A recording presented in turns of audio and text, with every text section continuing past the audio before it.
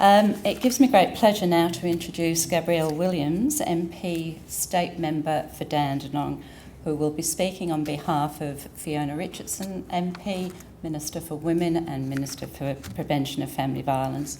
Please join me in welcoming Gabrielle.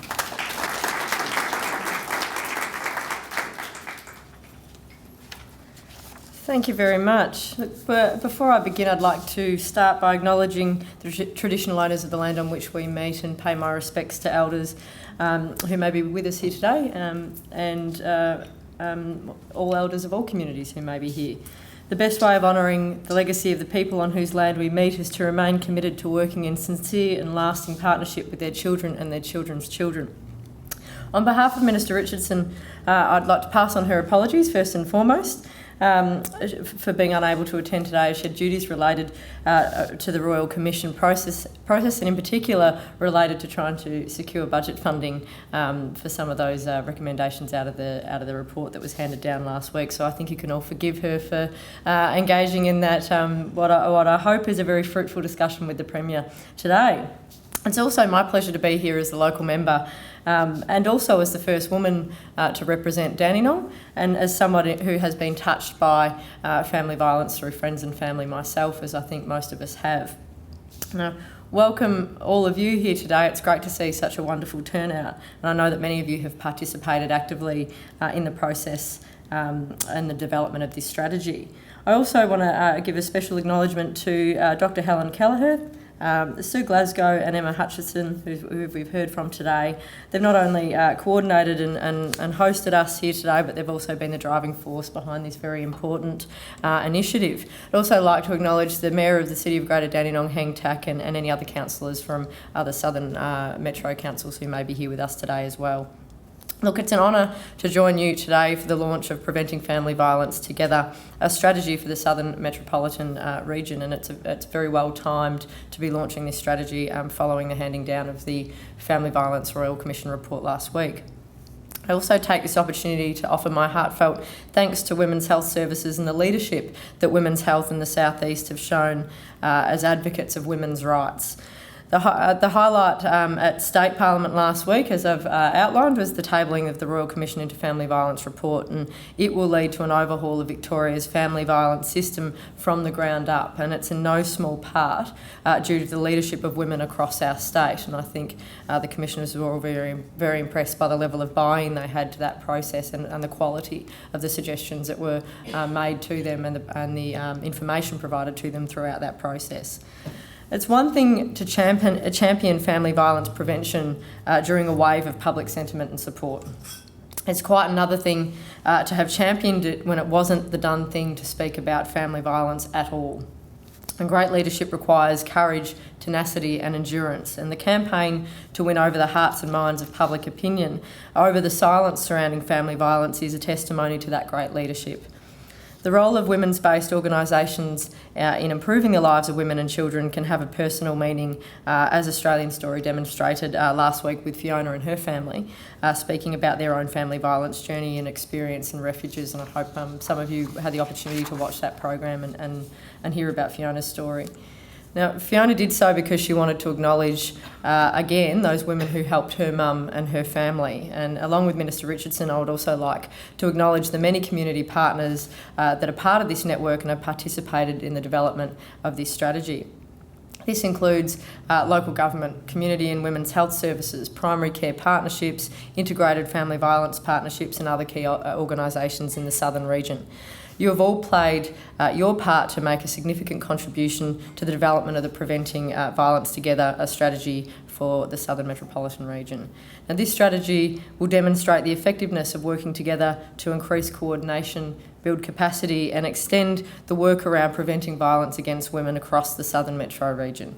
This strategy will strengthen advocacy, generate consistent messaging across the region that men's violence against women is not okay and it will not be tolerated. As I mentioned, the report from the nation's first Royal Commission to Family Violence was tabled at Parliament last week, and the government has committed to implementing all 227 recommendations stemming from that report, with work underway on recommendations around risk management and information sharing. Now, the government has also committed to put victim survivors at the heart of our reforms. I'd like to recap on some of those recommendations, which include establishing 17 statewide support and safety hubs, boosting early intervention services, providing more specialist family violence services within courts, ensuring greater accountability for perpetrators and more resources for police, family violence training for people working at hospitals and schools, establishing an independent agency to hold government to account, new laws so that the privacy of perpetrators doesn't trump the safety of victims, a housing blitz for women and their children in crisis, and more resources for schools to teach the next generation about respectful relationships. I acknowledge that previous governments of all persuasions have struggled to get it right in addressing the issue of men's violence against women, and that it's been women's services that have provided the long-term leadership in promoting awareness about family violence and educating about its prevention. There is no commitment more important to the Andrews government than preventing family violence, but we know that family violence is a problem that cannot be solved by government alone. Family violence prevention requires the whole community to collectively take a stand against attitudes and behaviours that encourage violence. It is a shared responsibility that needs to be addressed on many levels simultaneously. And our family violence system is currently trapped in the emergency room, and we've used this expression before. It's perilling from one crisis to the next. And we needed to get it out of this clinical environment by empowering people to think differently about their behaviours. We've done this before. Once people drove around without seatbelts on, they went out drinking and drove home, and they smoked cigarettes wherever it pleased them. And after deep statewide investment in health programs and behavioural change initiatives, these behaviours are now no longer tolerated, or tolerated to a much lesser extent than they used to be. And we can do this to prevent family violence as well. And we need deep and enduring prevention programs and local strategies, such as Preventing Violence Together, to address violence against women head on. In addition to this, I firmly believe that family violence prevention needs to start with a conversation with the Victorian people about the correlation between gender and violence, and this is a part of a discussion in the lead up and throughout the duration of the Royal Commission process that really grabbed me and made me reflect on my own experiences with gender inequity in our society. So, despite many advances, we are still limited by a lack of gender equity in our social structures. And just to give you a taste of that, although I'm sure most of you in this room are aware of it, the 2013 National Community Attitudes Survey measured community attitudes towards gender equality and found that up to 1 in 4 believe that women prefer a man to be in charge in a relationship. Up to 1 in 4 believe that men make better political leaders than women. I take offence at that. Up to 28% of Australians endorse attitudes supportive of male dominance and decision-making in relationships, a dynamic identified as a risk factor for violence against women and children. But the fact remains, every day and at every stage of their lives, women are faced with extraordinary and unjust barriers. In childhood, girls are almost immediately bombarded with gender stereotypes driven by the media and community expectations. At university, women aged between 25 and 29 graduate in greater numbers than men, yet larger numbers of women secure lower graduate salaries and enter lower paid professions when they finish. We need to consider what happens in that summer between graduating from university and seeking employment, because in the workforce, women are slow to be promoted and the pay gap increases over time. When women begin to take career breaks for parenting, we see them lose promotional opportunities and face alarming levels of discrimination. And when it comes to leadership positions, the gender imbalance is particularly stark. Right now in Australia, and this is true, there are more people named Peter holding board positions in the ASX 200 than there are women. The challenges ahead speak for themselves through these statistics, but let me bring this a little closer to home. Many of you here will have experienced gender inequity in some form or another. Indeed, it's scarcely possible to avoid it. But our greatest concern and our greatest challenge is, of course, the rates of violence being perpetrated against women by men, and now is the time we as a community have resolved to do something about it. The good news is that societies with greater equality between men and women, better attitudes towards women, also enjoy lesser rates of violence against women. Unfortunately, Victoria is yet to achieve gender equity in so many areas of our society. Gaps in remuneration, women in leadership positions, women's participation on the sporting field, and other areas of economic and civic society, to name a few, continue to persist. And earlier, before I spoke, I was speaking to Helen about my own experience as being a woman running for public office and having people consistently say to me, and in quite a blasé way, wow, do you think being a woman will impact on your electoral chances? And posed questions that I couldn't win on, like, do you have children? You can't win with that question when you're seeking public office. If you say no, then it's why not?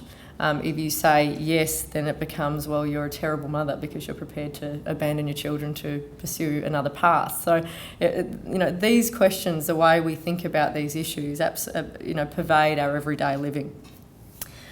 And this is why the Andrews government is working to create a gender equality through a gender equality strategy, although I may now pitch for it to be called a gender equity strategy. With that, okay, I'll make a note.